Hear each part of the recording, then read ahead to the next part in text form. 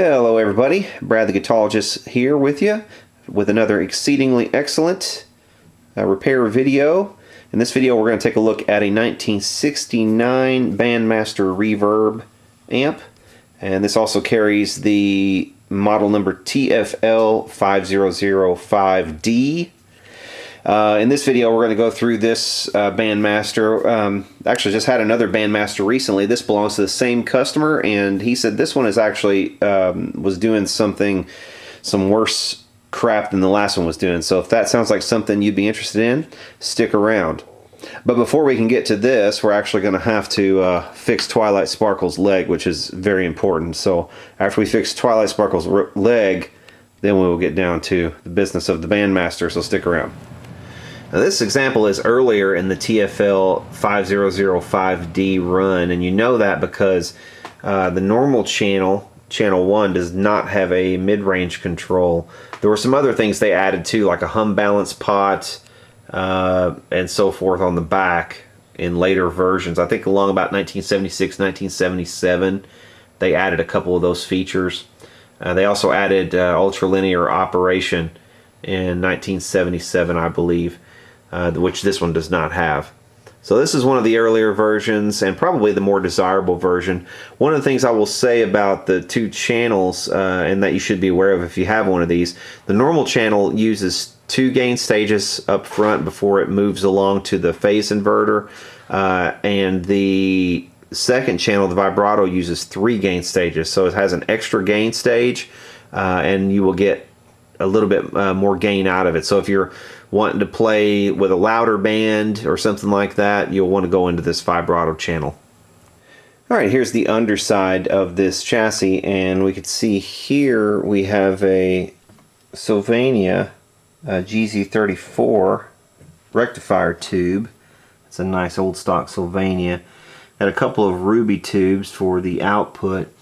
The rest of these tubes are RCAs. We have a couple 7025s, a 12AT, a couple of 12AXs, and a 12AT. This one has been replaced though. It's the only one that's not an RCA, and I believe it's the only one that's not an original to this amp as far as the preamp goes.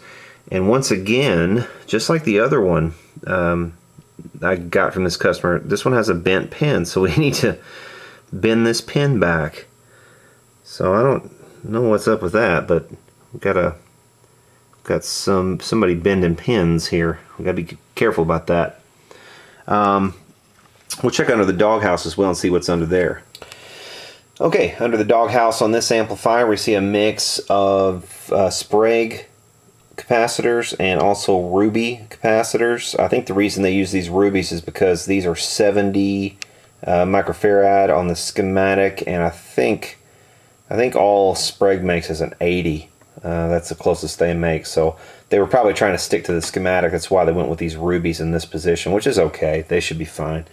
But they are relatively new. This thing has been serviced not all that long ago by the look of it.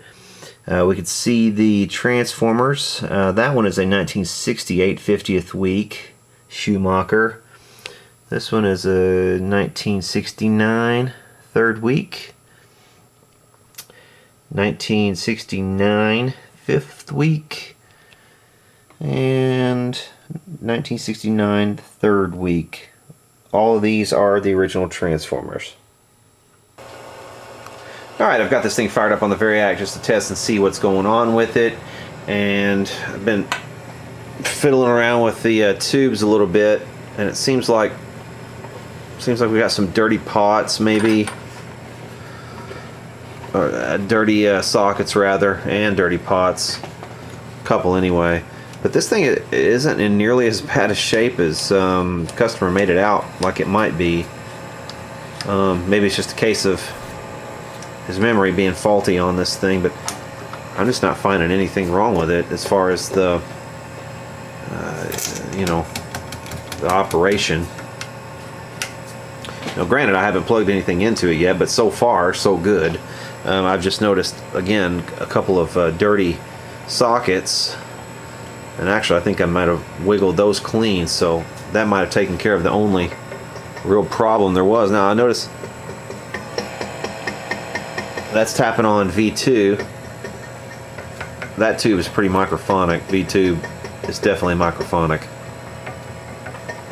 Yeah, so that one may need to be replaced, V2. V1's not bad. But V2 just sounds trashy when you tap it. Also, I did notice that a couple of these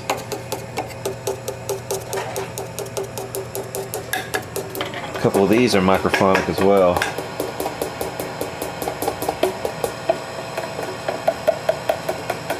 And that might just be a case of slightly microphonic tubes, but you do sometimes get this, especially with disc capacitors like this, or especially the larger discs like this. When they're in the signal path, they can sometimes be kind of microphonic, and actually I think that's to the benefit of some of the amps that they're in. It kind of gives the amps more of a distinctive kind of gritty tone when you use these caps. But here they've used these, I call them brown turd caps. These are those Mallory's, and they usually aren't microphonic, but for some reason a couple of these are. That one right there especially, and this one also.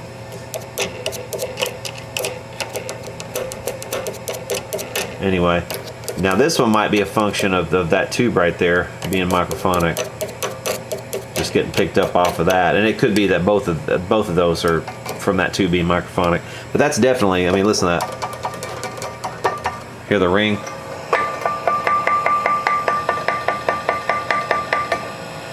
Now the rest of these, you'll get a little bit of noise, but it's not going to be like a ding at the end of the noise. No, like that one. That one's like a ding.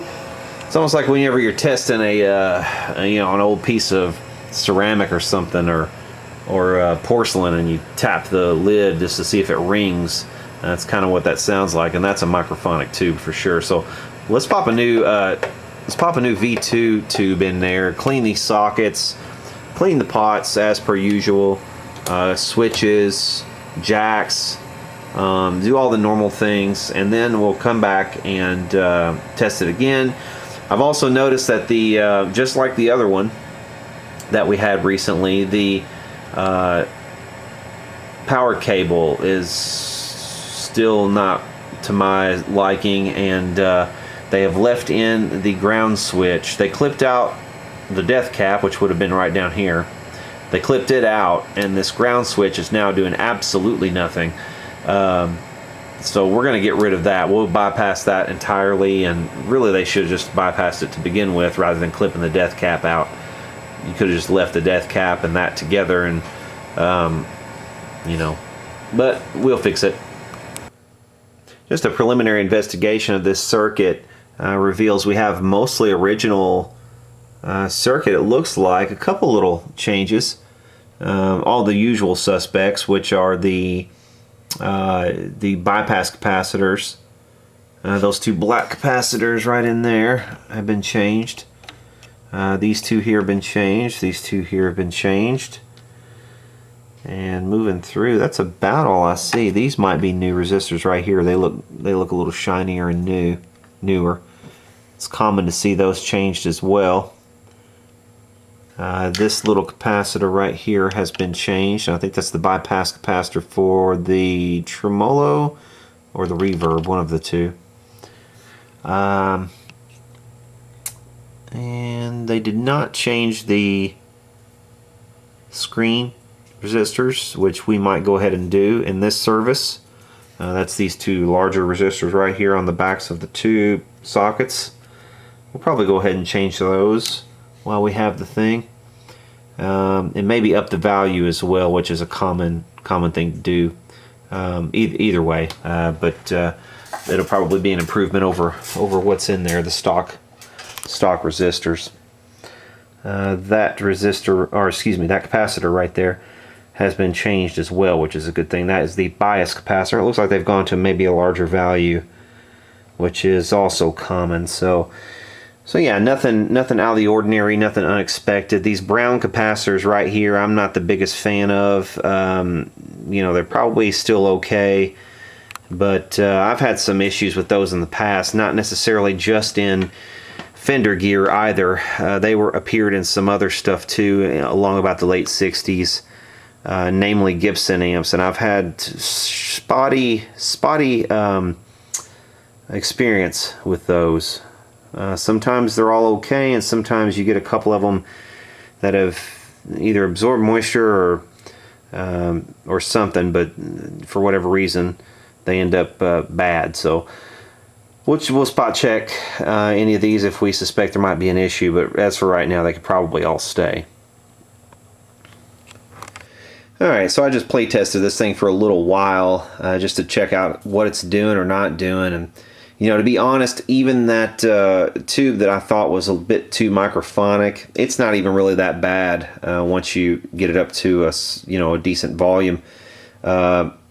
If you crank it all the way to 10, you're going to get some noise out of it, but as long as you're not all the way up to 10, I mean, it's not that big of a deal. Now we are going to go ahead and I think change those screen resistors, and we will rewire the power. We will also go ahead and clean everything. So let's go ahead and do that. Alright, I've removed those 470 ohm screen resistors, and we're going to replace those with 1K screen resistors. And these are 2-watt screen resistors, and we're going to also change them to a metal film rather than the carbon of the old ones. Alright, the new screen resistors are soldered in, and now we're going to turn our attention to the power cord, and unfortunately this one's wired backwards, so we're going to have to remove the neutral and the hot lines and swap those around. The reason is on this socket right here there are two slits. There's a long slit and a short slit. Well, the short slit is always your hot, and that one is going to the white at the moment and not to the black, so we need to swap those around. We'll also go ahead and remove the ground switch from the circuit while we're at it. Alright, we've rewired the power cord. Now the black wire is going to the proper place with the small slit. It's coming out of there and going to the tip of the fuse. And the reason you go to the tip is because if you have it on the sleeve and you go to change a blown fuse, you're more likely to be able to reach in and touch the sleeve than you are to reach all the way in and touch the tip. So you want to go to the tip first. It goes through the fuse to here, and then in series it goes to the switch. On the other side of the switch it goes through the transformer's primary side and then out of that, and then comes back out through the white connection. So that's how you should properly wire one of these if you're wiring in a new 3-prong cord. And of course you'll put your your third prong tied somewhere to the chassis. Now some people say you're not supposed to tie them to any point that has that is already tying another component on. It's supposed to have its own connection, so you would have to drill really a hole in the chassis, essentially, is what they're saying, in order to make it legal. I think in Europe, maybe even here as well in the US, I'm not sure on that, but definitely in Europe I think they require you to have a separate hole for your ground wire. And also the ground wire is supposed to be a little bit longer than these others, so in case somebody tripped and it yanked it out, your ground wire would be the last thing to go out the back, and these other wires would go first. So it's, you know, being 100% persnickety about it, that's the way you would want to do it. But for our purposes here, this is going to suffice. I'm not so sure this customer wants me really drilling another hole in the chassis. So, and you know, that's as far as I'm concerned, you know, while it's the legal thing to do for some countries, it's you know, I'm not going to go drilling holes in a vintage amplifier that weren't there to begin with to accommodate some new regulation. That's just me. Unless somebody specifically asked me to do it, I'm not going to recommend it. So there is that. Now let's see, we need to still go ahead and check the bias on this thing. So we'll hook up our leads to the pot and see where the bias is. We'll fire it up and take some measurements. And I think we'll be about done with this one. We'll be ready to wrap it up and do a demo. I checked the bias on these output tubes and they were only dissipating about 11 watts or something like that a piece. So I've adjusted that to get the dissipation up to around 20 watts, and that's about where a 6L6 GC wants to be for about 70% of its maximum plate dissipation. So I think we should be pretty much ready to go. Let's get this thing buttoned back up and give her a listen. Before we remarry the chassis and the cabinet, we'll take a look at the tube chart so we can get a good look at it. And this lists a GZ34 on the rectifier tube, which is interesting because the schematic I found, I think, listed a 5U4. So that's somewhat interesting. And it just says Bandmaster Reverb amp. There's no model number for the circuit. So kind of interesting. We can also see that either this owner or a previous owner has changed the grill cloth in this thing, which looks nice, but it's not original. Let's go ahead and put everything back in this head and test out everything, including the reverb and the tremolo, which we have not tested out yet.